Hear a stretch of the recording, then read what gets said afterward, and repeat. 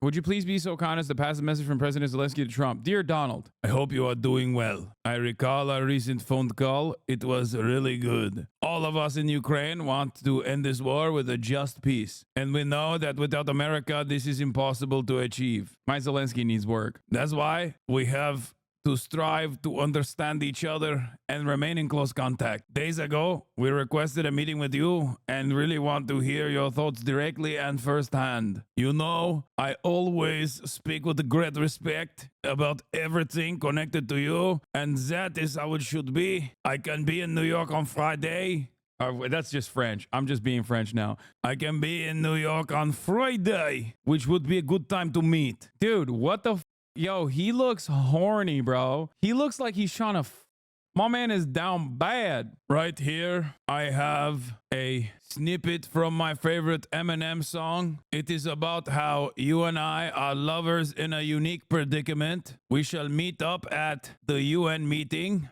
I think it's wild that like every global leader is hedging their bets for the upcoming election and functionally treating Trump like he might win and might become president. Now, I usually am the guy who will tell you if this happened in the past or not, but I can't recall any time. I cannot recall any time in like recent American history where actively foreign leaders that are currently getting like weapons transfers from America deliberately going and talking to a candidate. The only time I can like when you say Reagan or Nixon or whatever, that's different. That was illegal. Chat, what you are describing is illegal and wasn't done publicly. What you are describing is genuinely illegal. You can also talk about Trump using a relationship with the Ukrainian leadership in an effort to find dirt on Joe Biden.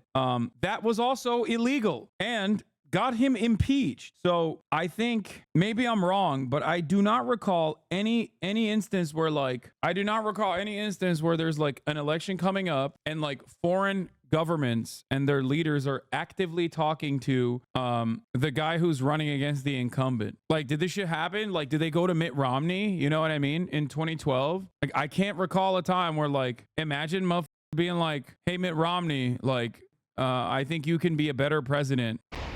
Putin could end the Ukraine war tomorrow, says Kamala Harris on the Ukraine-Russia war. Let's take a look at what she had to say. Speaking there. Let's take you live to the White House. Ukrainian President Volodymyr Zelensky is speaking tonight alongside the US Vice President and Democratic presidential nominee Kamala Harris, who is speaking now. Thanks to this coalition and the skill and the bravery of the Ukrainian people, along with your courageous leadership, President Zelensky, Ukraine has stood up to Russia's aggression, and today, Kyiv stands free and strong. President Zelensky, I am clear. Putin started this war, and he could end it tomorrow if he simply withdrew his troops from Ukraine's sovereign territory. Of course, he has demonstrated no intention of doing that. Instead, he continues to assault civilian infrastructure and terrorize the people of Ukraine. In Switzerland in June, along with 90 other nations at the Ukraine Peace Conference, I told you that the United States shares your vision for the end of this war, an end based on the will of the people of Ukraine. Funny you can say the same thing about Israel. Yeah, except we also don't have a way to get Putin to stand down. All we can do, because given Russia's foreign adversary status, we have already done the stick. All we have in our disposal at this point is to try to go to the table and have a normal conversation. But that's like it's just never gonna even. I don't foresee that happening anytime soon.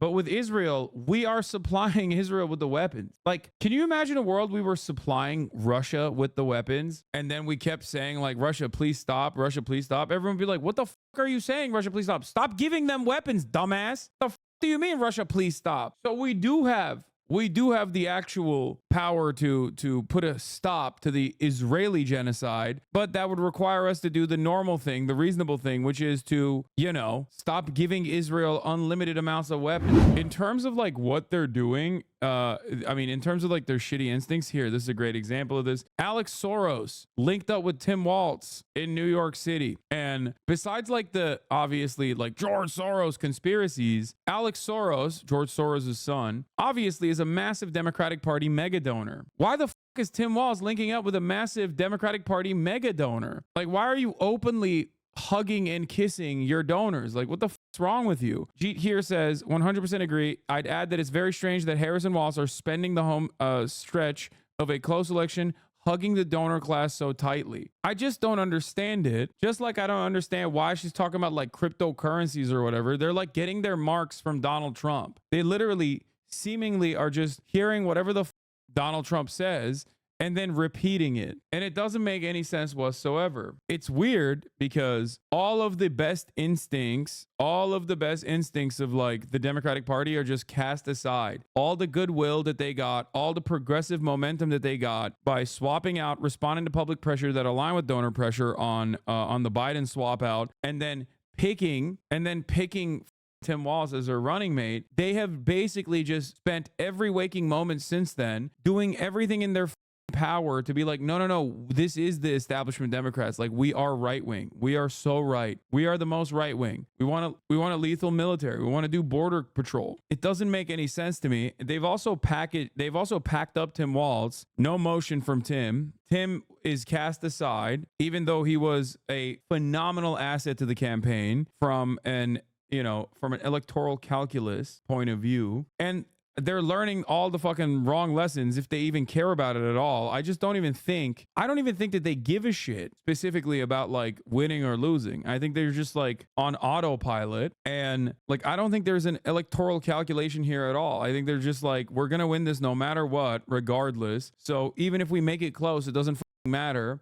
As long as we spend all of our time, not it all about winning. No, dude, it is not all about winning. Please stop. No, I don't think it's all about winning. I think it's more so about like advancing a neoliberal project that they care significantly more about. I don't think that they are genuinely invested in winning. I think they see that they're winning, and so they're using the capital that they have, what remains of the amount of social capital that they have still, the crumbs of it all, because they are going to win, to demonstrate that their pathway forward is still going to be third way neoliberalism, which is, I think, stupid. And I think it's stupid because you are carelessly and unnecessarily throwing this election in a bind for no reason.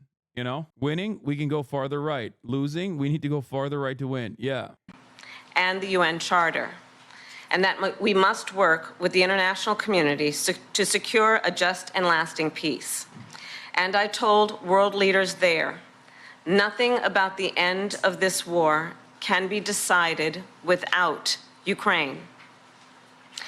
However, yeah, this time around, Kamala Harris will win, and then next time around, it'll be a straight up fascist. I mean, she's already doing a genocide, okay? A willing participant. I'm sorry. There's no reason to mince words here. She absolutely is fully on board and fully chalk committed. She has not made any inferences to a different attitude or a different approach to the way that we are examining our relationship with Israel.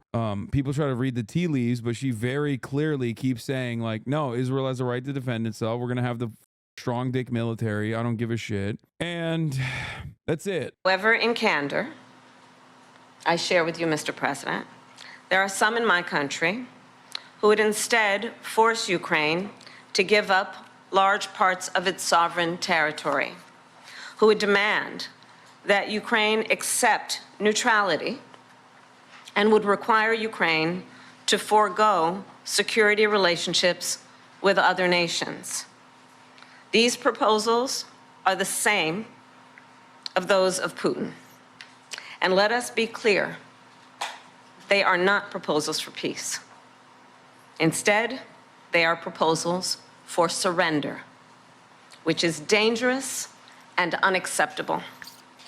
So, President Zelensky, I look forward to our discussion today, and I will continue to work with you to ensure Ukraine prevails in this conflict and remains a free, democratic, and independent nation. Welcome back again. Thank you so much. Madam Vice President, thanks for the invitation. Happy to see you. Dear journalists, I want to especially thank you for your participation in the Peace Summit. And really, it was very important, and we remember it. The format was successful. We are preparing the second one. And now we have to end this war. We need a just peace, and we must protect our people, Ukrainian families, Ukrainian children, and everyone from Putin's civil. And we are grateful to America for supporting Ukraine all along.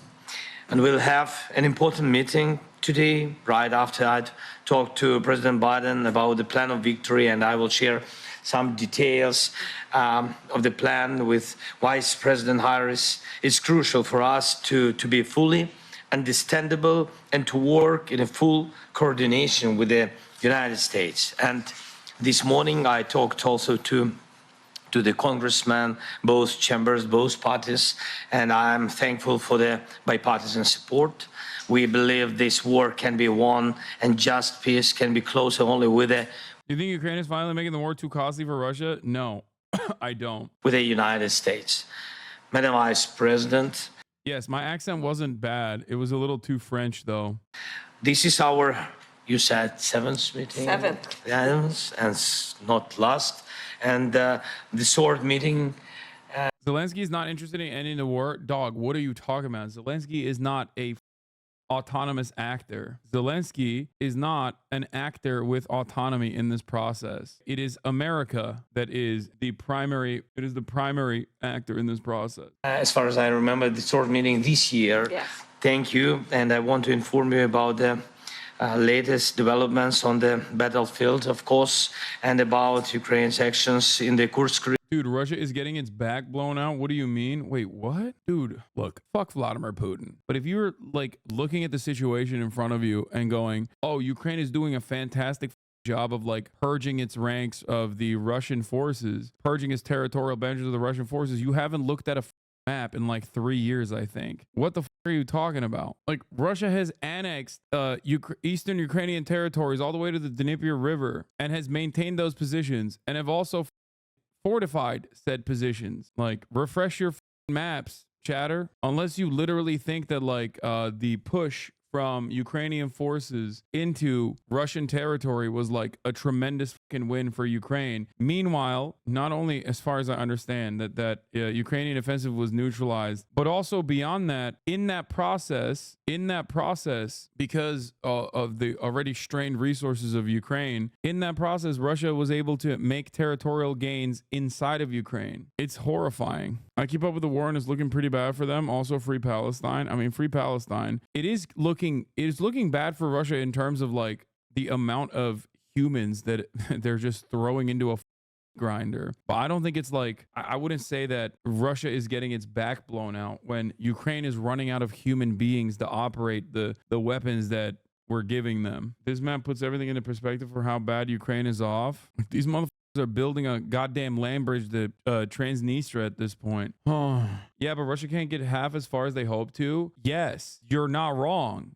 But that's very different than like it's getting its back blown out. Getting its back blown out would be Donetsk and maybe that's it. No, getting its back blown out would be these lines moving in the direction towards Russia. It's not. Anyway, yeah, by the way, I mean, when you got critical reporting from Western media that is also reporting on the matters and how bad the Ukraine front line looks like as Russian forces are through a sequence of horrifying trench warfare and a shit ton of like just throwing bodies of the problem basically as they push further and further into Ukraine 1 inch at a time. And the American media is also covering it with these terms. Like, I don't know what you're reading. I don't know what you're reading that says that like they're losing and losing badly. Chatter needs to stay off Reddit. I mean, dude. Yeah, what they should have done is exactly, they needed a go-getter on the front lines, a man who could bring forward at least 1,000 NATO-trained Afghan soldiers.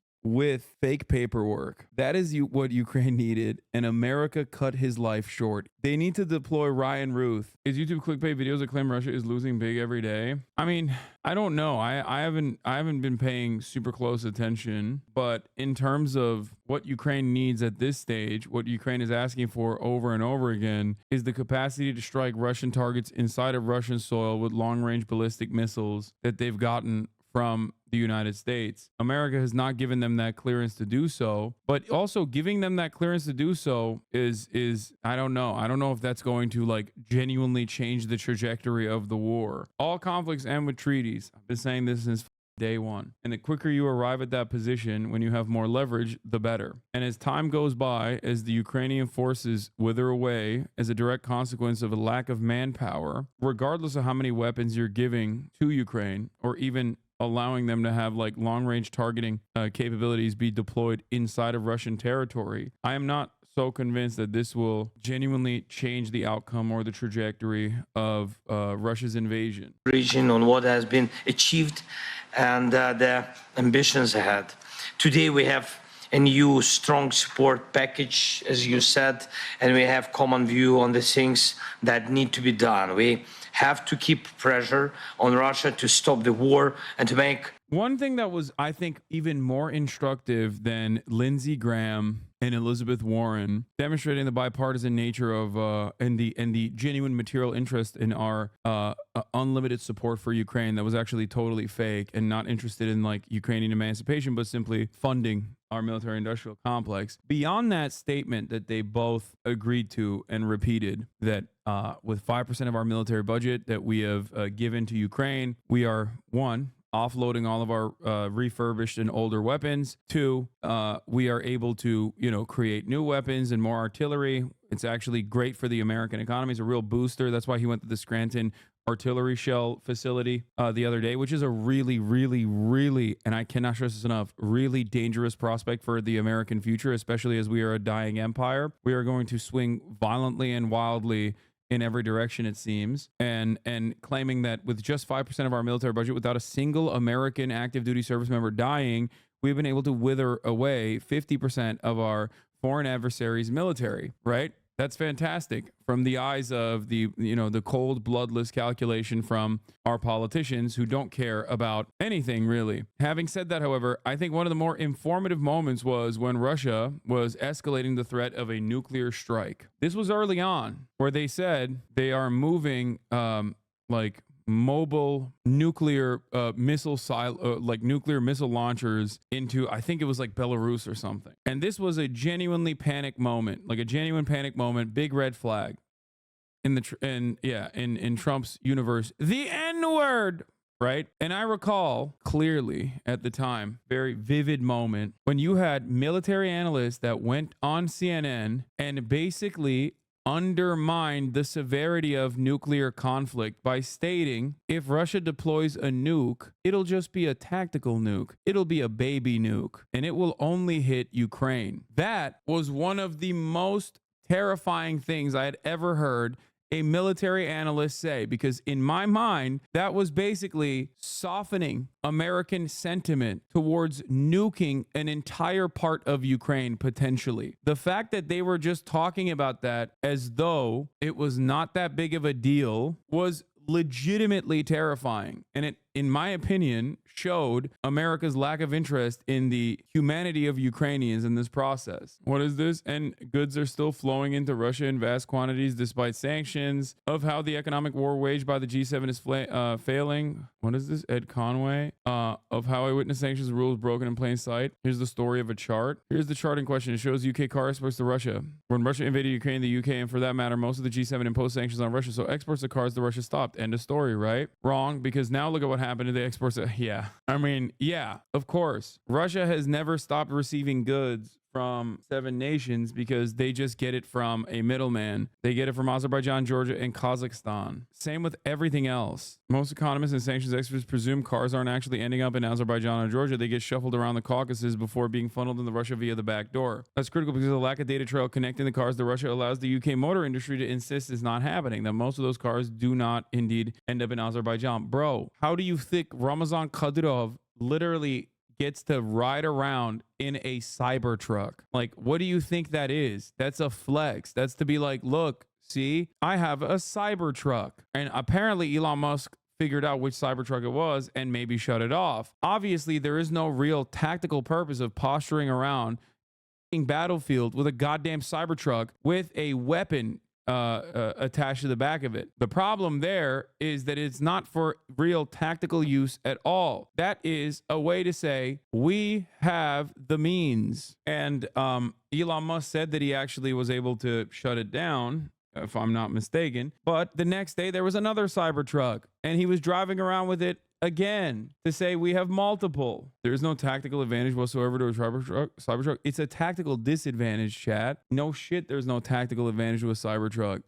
A Cybertruck is quite the opposite of a tactical advantage. It is a tactical disadvantage. It's an electric vehicle that actually sucks. Car industry says nothing to see here, just an economic boom in the Caucasus, which has also, by the way, suddenly discovered an appetite for drone parts and radar equipment and all the other dual-use goods sanctioned and banned from Russia. Funny that. So yeah, a few weeks ago, we received the tip-off. Some pictures of the border between Russia and Georgia showing a host of luxury cars waiting to cross. Those cars included many Porsches, Mercedes, BMWs, and 2 Range Rovers. British cars. It seems to be the proof we're looking for. What the f***? This guy went to the border? There were Porsches, Mercedes, Maybachs, BMWs, high-end Toyota Land Cruisers, seriously expensive cars, mostly German, but those Range Rovers our contact has sent us weren't there. Milling around the car park were quite a few men. Most didn't want to talk, but some explained what was happening. One man picks up the cars, mostly one at a time, and loads them into a truck. Sometimes they come straight from the port, sometimes elsewhere in the Caucasus. They take them to the border and drop them off in one of 2 makeshift car parks where they wait until the paperwork is done. That paperwork is usually carried out remotely by a separate broker. I mean, it just makes it more expensive. That's it. It's the same process in which, like, you get the same energy, but you get it by way of India. Yeah, the car example is just one example of a consumer good that's not like a dual use, that doesn't have any sort of dual use. But the way this process works for cars also is the exact same way that it works for drone parts and shit like that. That's it. It's just like one aspect of this process. Yeah, I mean, Israel also refused to give an Iron Dome to Ukraine, but anyway, Chapel Roan won't endorse Kamala Harris. I just woke up